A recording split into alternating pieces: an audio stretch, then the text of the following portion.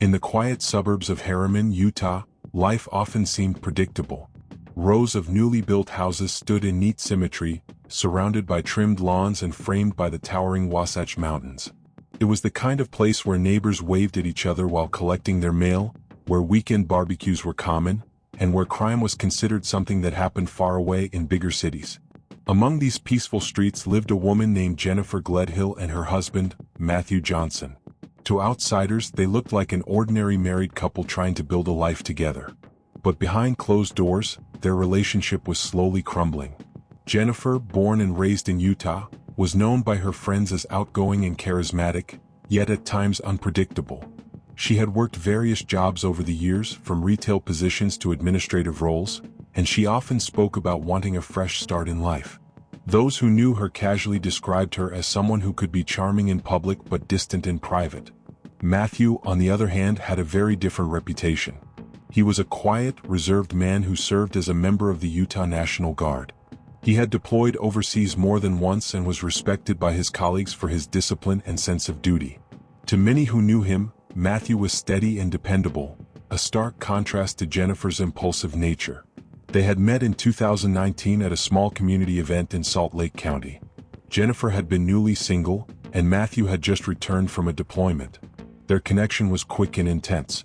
Within months, they were living together, and by late 2020, they had quietly married in a courthouse ceremony in Salt Lake City. Friends noticed that they seemed happy at first, though some recalled subtle red flags. Moments when Jennifer appeared controlling or when Matthew seemed withdrawn during social gatherings. Still, no one could have imagined how dark their story would eventually become. Over time, their relationship began to fracture. By 2022, arguments between them had grown more frequent and more bitter. Neighbors occasionally heard shouting from inside their home, though the couple always tried to appear normal in public. Some friends claimed that Jennifer had a temper and would sometimes threaten to leave Matthew, while others suggested that Matthew had become emotionally detached and secretive, possibly due to lingering effects of his military service. There were also whispers that Jennifer had accused Matthew of being unfaithful, though no evidence ever surfaced to support those claims. What was clear, however, was that the marriage was deeply strained. By early 2023, things had reached a breaking point. Matthew had reportedly considered filing for divorce, and Jennifer had sought a protective order against him, claiming she feared for her safety. The protective order was filed in Salt Lake County but was dismissed by the court just days before Matthew disappeared. Friends on both sides were confused. Some believed Jennifer was exaggerating to gain leverage, while others thought Matthew had grown cold and distant, possibly planning to leave her. The tension between them was obvious to anyone who spent time around them. Despite the turmoil, they continued to live together in their Harriman home. On social media, Jennifer still posted occasional pictures of their life together, painting a portrait of stability that didn't match reality. Matthew, who rarely used social media, kept his personal struggles private. In the weeks leading up to his disappearance, he had confided to a close friend from the National Guard that he was tired and just wanted out. That friend would later tell investigators that Matthew seemed genuinely afraid of what Jennifer might do if he tried to leave. Their neighbors saw only glimpses of their lives. A few remembered seeing Matthew mowing the lawn in late May 2023, while Jennifer watered plants on the porch. Others recalled how the couple stopped attending community gatherings, as if retreating from the world. What no one knew then was that beneath the calm exterior of their suburban life, something far more sinister was quietly brewing.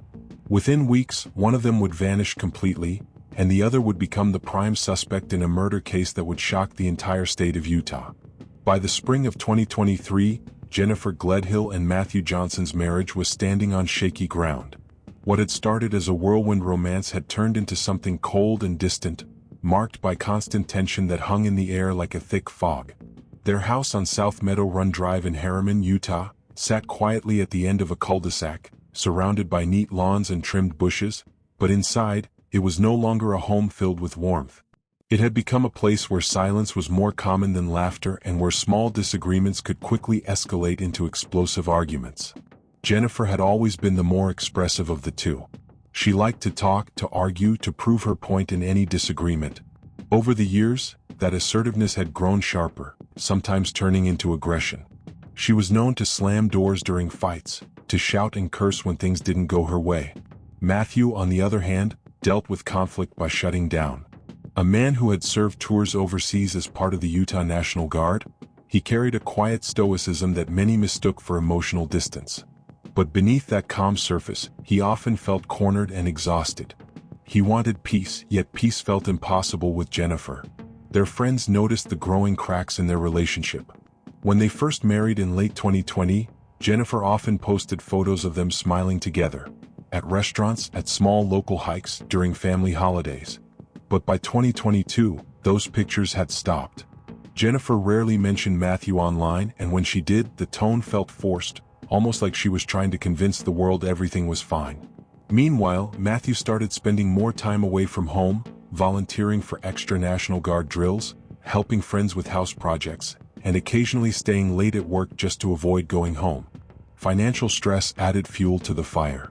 They had bought their Harriman home during the housing boom, stretching their budget to secure the mortgage. Jennifer had bounced between jobs, and Matthew's National Guard pay alone wasn't enough to cover all their expenses. Jennifer complained often about money and blamed Matthew for not pushing harder to find a higher-paying civilian job. Matthew, who had quietly applied for several positions but faced rejections, grew resentful of her criticism. Arguments about money became routine, and sometimes they lasted deep into the night. In February 2023, things escalated. Jennifer filed for a protective order in Salt Lake County District Court, claiming that Matthew had threatened her during an argument. Court records would later show that the protective order was dismissed on March 27, 2023, due to lack of evidence. Matthew denied ever threatening her and told a close friend that Jennifer had exaggerated the situation to gain control. The dismissal of the protective order only deepened the resentment between them. They were now two people sharing a house, sleeping in separate rooms, barely speaking except when they fought. Privately, Matthew began planning his exit. According to text messages later recovered by investigators, he told a friend on April 10, 2023, "I can't keep living like this. I just want out. I'm scared of what she might do if I try to leave." That message would later become one of the haunting pieces of evidence suggesting he felt trapped and in danger. Yet he didn't leave. Some friends speculated that he stayed because he felt guilty, or because he feared what Jennifer might do to herself, or to him, if he walked away. Jennifer, meanwhile, appeared to grow increasingly obsessed with controlling the narrative of their marriage. Neighbors noticed her constantly cleaning the house, rearranging furniture, and painting over walls as if trying to erase the past. One neighbor, interviewed months later, recalled seeing Jennifer alone in her garage late at night, standing by the open trunk of her SUV, staring into the darkness. At the time, no one thought much of it. In hindsight, it felt chilling. In early May 2023, Jennifer's demeanor changed. She became strangely upbeat, even cheerful in public. She smiled at neighbors, chatted with clerks at the grocery store, and posted a picture of a sunset on Facebook with the caption, "Fresh starts are beautiful." Those who knew the tension in her marriage found her sudden good mood unsettling, though no one could have predicted what was coming. Matthew, in contrast, grew quieter. He stopped answering calls from his family, stopped showing up to National Guard training, and withdrew from the few friends he still confided in. It was as if he had already begun fading from the world. By the end of May 2023, their lives were moving on two completely different tracks. Jennifer's filled with forced positivity and secretive behavior, Matthew's marked by fear and retreat. The tension in their home had become unbearable, though hidden from the outside world. No one in their peaceful Harriman neighborhood could have imagined that, within weeks, Matthew Johnson would vanish without a trace, and Jennifer Gledhill would become the center of a murder investigation that would stun the entire state. The last confirmed sighting of Matthew Johnson came on the night of May 31, 2023. A neighbor across the street saw him mowing his front lawn just before sunset, while Jennifer stood on the porch, arms crossed, watching silently. It was a quiet Wednesday evening in Harriman, Utah. The air smelled faintly of freshly cut grass, and the distant hum of traffic from Mountain View Corridor blended with the chirping of crickets. Nothing about the scene suggested that it would be the last time anyone would see Matthew alive. According to phone records, Matthew texted his longtime friend, Staff Sergeant Daniel Harper, at 8:12 p.m. that evening, "I think tonight's going to be bad. She's been on edge all day." Daniel replied minutes later, asking if Matthew needed a place to stay. There was no response. That message would later be the final outgoing text from Matthew's phone. In the early hours of June 1, 2023, neighbors reported hearing what they thought was a loud banging sound from inside the Johnson Gledhill home, like something heavy being dropped. One neighbor assumed it was furniture being moved and thought nothing more of it. Around 3 a.m., Jennifer's SUV, a black 2017 Toyota Highlander, was seen leaving the driveway on a neighbor's security camera. The vehicle did not return until after sunrise. Later that morning, Jennifer posted a short, upbeat message on Facebook. "New chapters begin with courage." No one knew it at the time, but Matthew had already disappeared. Over the next few days, Jennifer acted as if everything was normal. She told one of Matthew's colleagues who called the house on June 2 that Matthew had decided to take off for a while, to clear his head. She claimed he had gone camping, though she couldn't say where. She said he had left his phone at home intentionally and that he just needed space. But Matthew's phone, found on his nightstand, contained no sign of planned travel. No camping gear purchases, no saved maps, no messages to anyone about leaving. His car keys were still in the kitchen. His wallet sat on the dresser, untouched. Matthew's absence quickly raised concern among those who knew him. He had always been dependable, never missing a shift with the Utah National Guard or ignoring his family's calls. When he failed to show up for a scheduled training on June 3, his commanding officer, Captain Ryan Keller, reached out to him repeatedly. Every call went to voicemail. By June 4, Keller contacted Matthew's family. His sister, Emily Johnson, called Jennifer, who calmly insisted that Matthew was fine and just needed a break. Emily found the explanation strange. Her brother had never gone off the grid before. She urged Jennifer to file a missing person report, but Jennifer refused, saying it was too soon and that Matthew would come back when he's ready. Behind the calm surface Jennifer projected, her behavior was erratic. On June 5, a neighbor saw her scrubbing the walls of her bedroom with what appeared to be bleach. Later that same day, another neighbor saw her carrying several large black trash bags to her SUV and driving away. Security cameras from a local hardware store showed her purchasing heavy-duty cleaning supplies, including bleach, rubber gloves, and large plastic storage bins. When asked about the cleaning later, Jennifer told investigators she was just doing some spring cleaning to keep her mind busy while Matthew was away. The explanation felt flimsy. Meanwhile, Matthew's friends grew more alarmed. Daniel Harper drove to Harriman on June 6 to knock on the door. Jennifer answered, smiling politely, and said Matthew had left suddenly after an argument. She claimed he had said he never wanted to see her again. When Daniel asked why Matthew hadn't contacted anyone, she shrugged and said he probably needed to clear his head. Daniel later told police that the house smelled strongly of chemicals and that Jennifer seemed oddly cheerful, as if rehearsing a script. On June 7, Emily Johnson finally called the Harriman Police Department and reported her brother missing. Officers conducted a welfare check at the house that same day. Jennifer answered the door and let them inside. They found the home unusually spotless. The master bedroom appeared recently cleaned, with a faint chemical odor lingering in the air. Officers noted a few small reddish stains on the carpet near the bed, which Jennifer claimed were old wine spills. When asked if she had seen Matthew, she repeated that he had left on his own and that she had no idea where he went.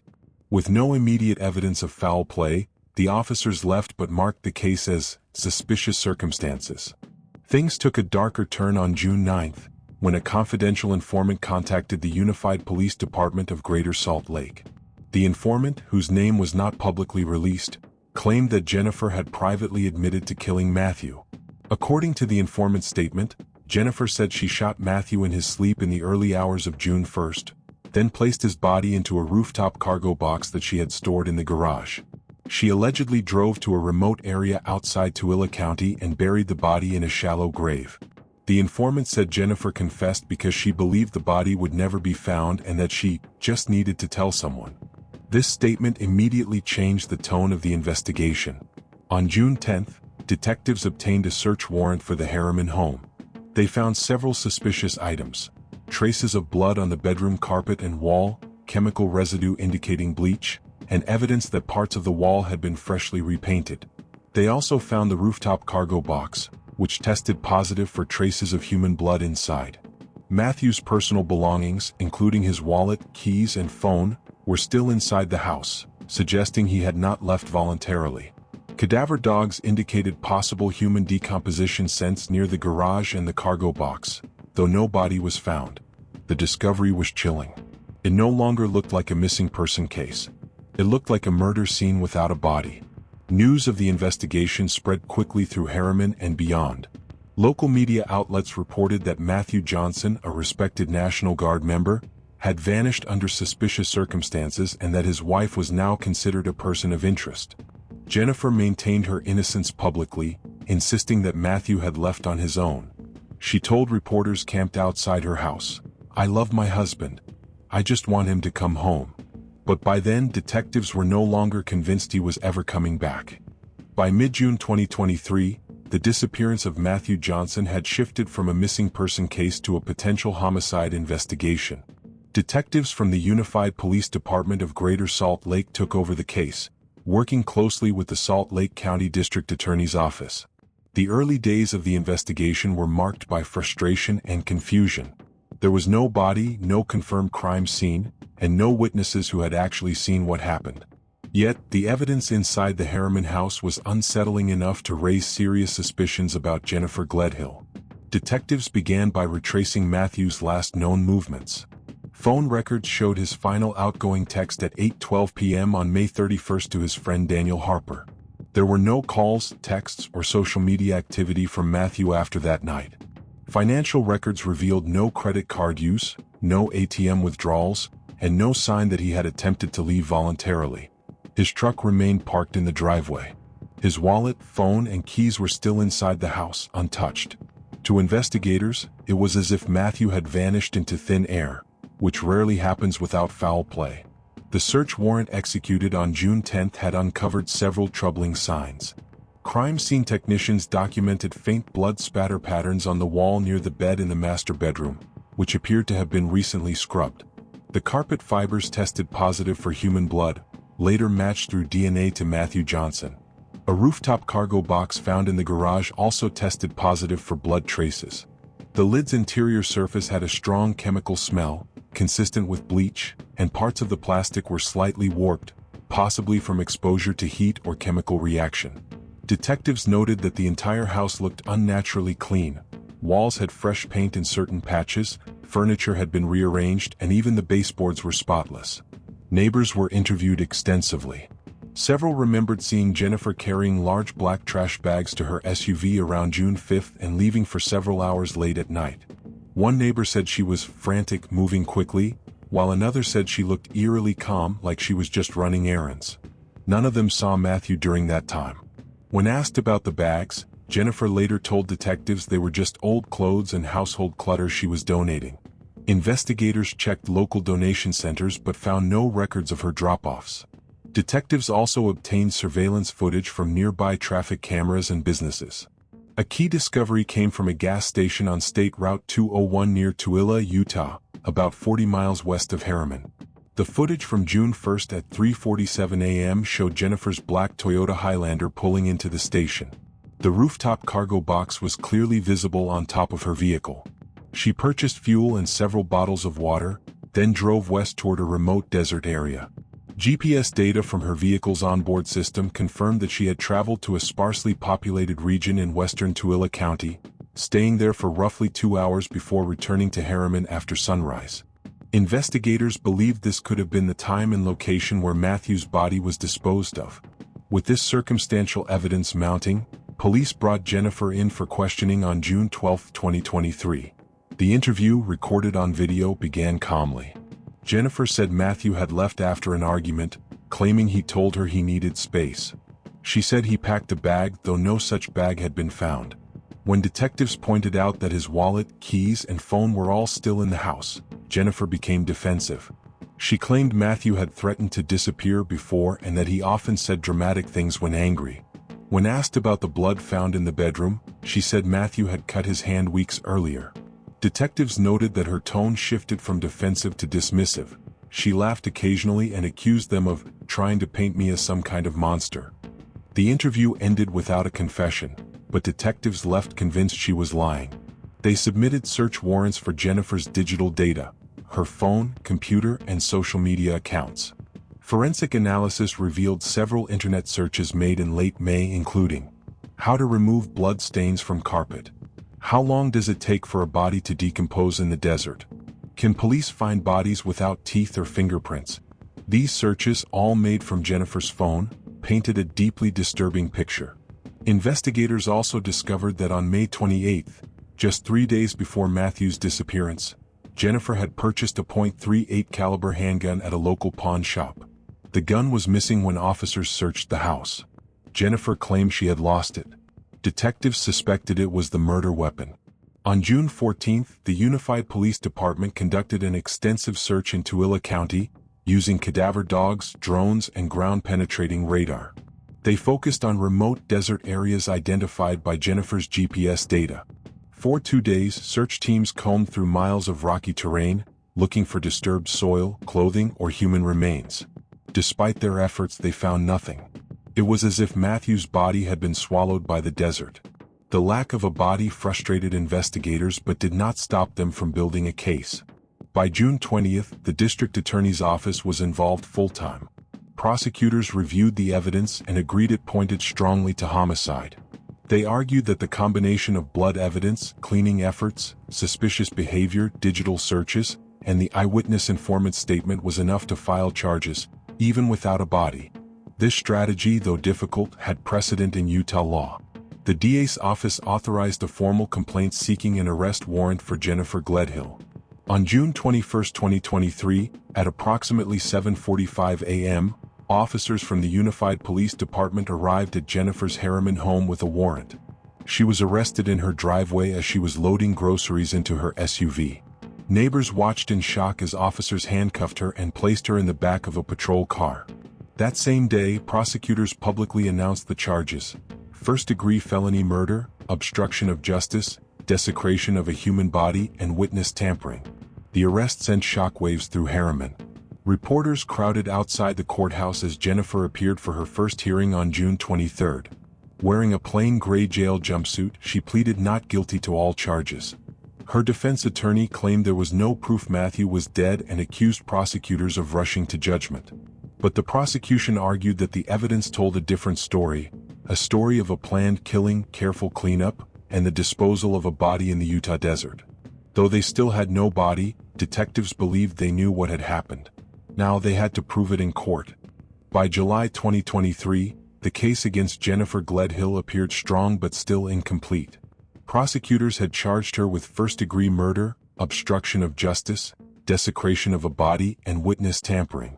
However, their most critical piece of evidence, the body of Matthew Johnson, was still missing. Without it, the defense had room to argue reasonable doubt. Jennifer's attorney, a seasoned trial lawyer named Rebecca Sloan, began building her strategy around this gap, insisting to reporters and the court that no body means no proof of death. For weeks, it looked as though the case might stall. But then an unexpected twist shifted the entire investigation. In late July, while Jennifer sat in jail awaiting trial, detectives received a surprising call from a man named Eric Dawson. Dawson was a former co-worker of Jennifer's from a short-term office job she held in 2021.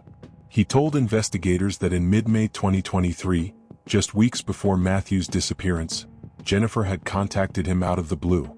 She asked if he still had access to heavy-duty excavation equipment from his construction business. Dawson said Jennifer offered him $2,000 in cash if he could lend her a small backhoe for a home landscaping project, one night after hours. He declined, thinking the request was odd. Detectives immediately recognized the significance. If Jennifer had been looking for digging equipment before Matthew vanished, it could support the theory that she planned his death in advance. While following up on Dawson's statement, investigators uncovered another disturbing lead.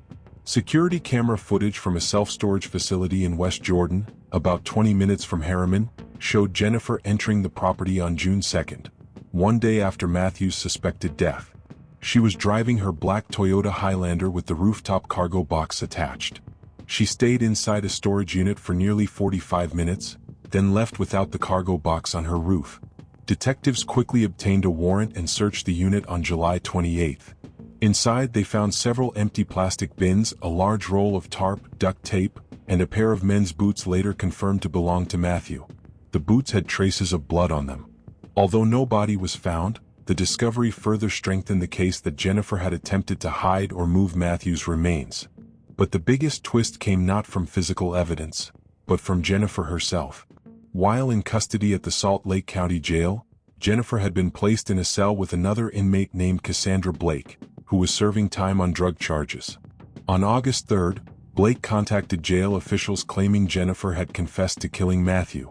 According to Blake's statement, Jennifer described in chilling detail how she shot Matthew in his sleep on the night of May 31st, using the .38 caliber handgun she had purchased days earlier. Jennifer allegedly said Matthew never saw it coming and that it was quieter than I thought. She told Blake she panicked after the shooting, wrapped Matthew's body in a tarp, placed it inside the rooftop cargo box, and cleaned the bedroom with bleach. Blake said Jennifer also admitted driving to a remote desert location near the Bonneville Salt Flats in western Utah, where she buried Matthew's body under a layer of rocks and sand. Detectives were initially cautious. Jailhouse informants are notoriously unreliable. But Blake provided details that matched evidence only known to investigators: the caliber of the missing gun, the use of the cargo box, and the bleach cleaning efforts.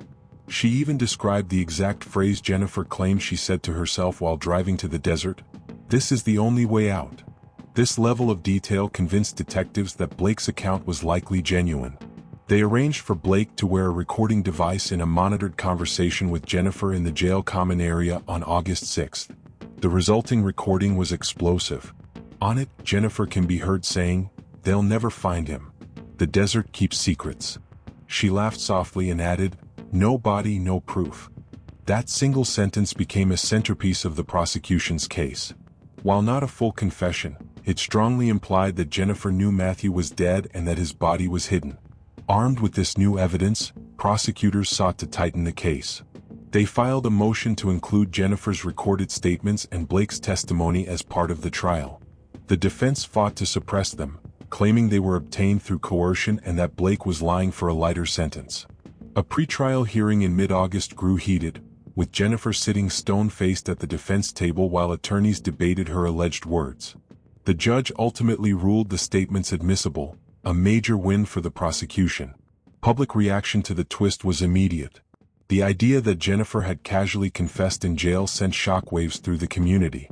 Media coverage intensified, and the story became front-page news in Utah newspapers and local TV broadcasts. Neighbors who had once defended Jennifer now described feeling betrayed. Some said they had long suspected something was wrong but never imagined she could be capable of murder. Others were simply horrified that such a crime could happen in their quiet suburban cul-de-sac.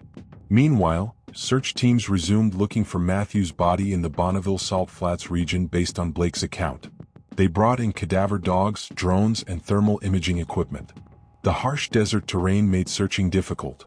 Temperatures soared above 100 degrees Fahrenheit in the day, and the vast salt flats provided few landmarks. Despite days of searching, they still found nothing. The missing body remained the case's single biggest weakness, and Jennifer's defense attorney hammered that point repeatedly in press interviews. Until they produce a body, they don't have a murder, just a theory. Still, the momentum had shifted dramatically. What had once seemed like a circumstantial case now appeared to show clear intent, planning, and even partial admission. The mid-story twist, the jailhouse confession, transformed public perception of Jennifer from a possibly wronged wife to a calculating killer who believed she could outsmart the law. As the summer of 2023 drew to a close, prosecutors prepared for trial with renewed confidence. They had blood evidence, digital searches, suspicious behavior, and now Jennifer's own words seemingly confirming what everyone feared. Matthew Johnson was dead and she had killed him. What remained was to prove it beyond a reasonable doubt in front of a jury. As the case against Jennifer Gledhill moved toward trial in late October 2024, tension in the Salt Lake County Courthouse reached a breaking point. The courtroom, often filled to capacity, had become a battlefield of narratives. The prosecution painted Jennifer as a cold, calculating killer, while the defense insisted she was a victim of years of emotional and psychological abuse who had finally snapped. Media trucks lined the street outside, their satellite dishes pointed skyward, broadcasting every development to a fascinated public. This was no longer just a local case. It had captured national attention, becoming a grim spectacle of betrayal, secrecy, and death. Jennifer's demeanor had shifted dramatically from her earlier hearings. Once composed and expressionless, she now appeared worn down and fragile, her shoulders hunched as though the weight of her secrets was pressing her into the ground. Her defense attorney, Mark Ellison, tried to humanize her at every opportunity. He described her as a loving wife who had lived in fear of her husband, claiming Matthew Johnson had been controlling and verbally abusive behind closed doors. Ellison introduced old text messages and journal entries in which Jennifer had written about feeling trapped and afraid. But the prosecution was relentless. Assistant District Attorney Rachel Morales delivered a blistering cross-examination of character witnesses, dismantling any suggestion that Matthew had been abusive. She presented testimony from Matthew's fellow National Guard members, who described him as disciplined, even-tempered, and deeply devoted to his wife. She projected photos of their vacations, smiling holiday portraits, and loving anniversary notes he had written to her. Morales argued that Jennifer had invented the narrative of abuse only after she killed him, as a desperate attempt to explain away her crime. The most powerful moment came when Morales revealed a new forensic analysis of the bleach-stained bedroom carpet. Using luminol testing, investigators had found large pools of blood beneath the floorboards, consistent with someone having been shot while lying in bed. The prosecution's crime scene expert explained how the blood spatter pattern matched a close-range gunshot wound to the head. The jurors sat in stunned silence, several of them glancing at Jennifer as though seeing her for the first time, not as a grieving widow but as a possible murderer. Then came the informant's testimony. A man named David Keller, who had been housed in the same county jail block as Jennifer, took the stand. He testified that Jennifer had confided in him during recreation time, telling him she had put a bullet in Matt's head while he was asleep, and got rid of the body where no one will find it. Keller claimed she said she had placed his body in a rooftop storage container for 2 days before digging a shallow grave in a remote part of Millard County. Though the defense tried to paint Keller as a liar seeking a reduced sentence, his testimony shook the courtroom. Combined with the physical evidence, it painted a chilling picture of premeditation. Under pressure, Jennifer took the stand in her own defense, a risky move. Her voice trembled as she told the jury she had not killed Matthew and had no idea what had happened to him. She insisted that Keller had fabricated his story and that she had been cleaning the bedroom because of mold, not blood. But her composure cracked during cross-examination. When Morales asked why she had purchased industrial-strength bleach and heavy-duty gloves just hours after Matthew was last seen alive, Jennifer faltered. She stammered, offered contradictory explanations, and finally went silent. The jury watched, expressionless, as Morales pressed further about why Jennifer had filed to cash out Matthew's life insurance policy only 4 days after he went missing.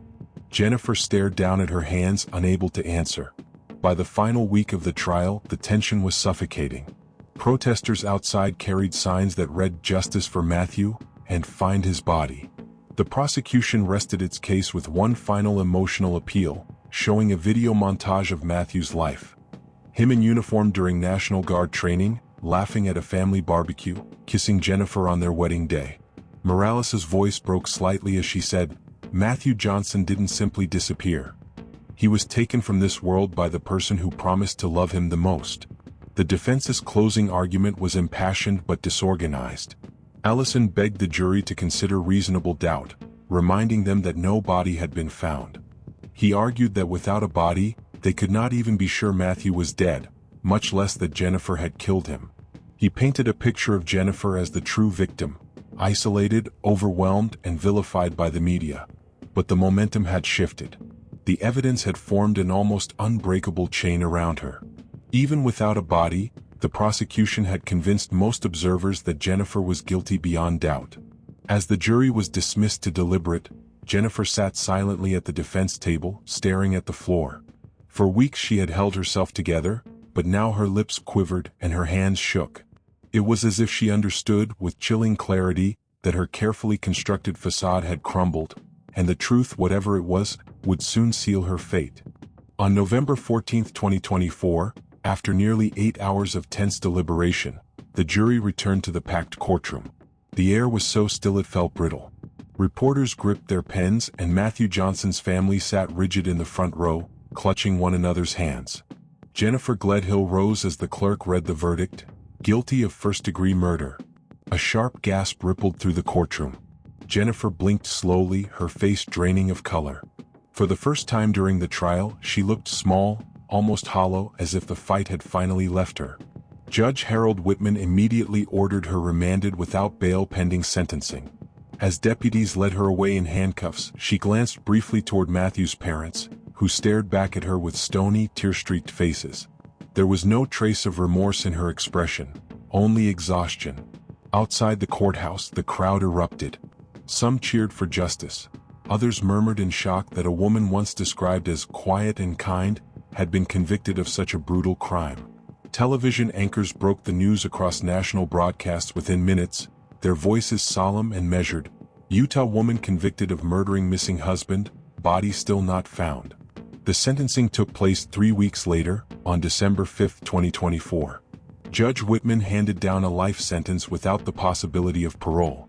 In a brief statement before the court, he said, "This was a calculated, cold-blooded killing of a man who trusted you completely. The absence of a body does not erase the weight of your actions. It magnifies the cruelty of them."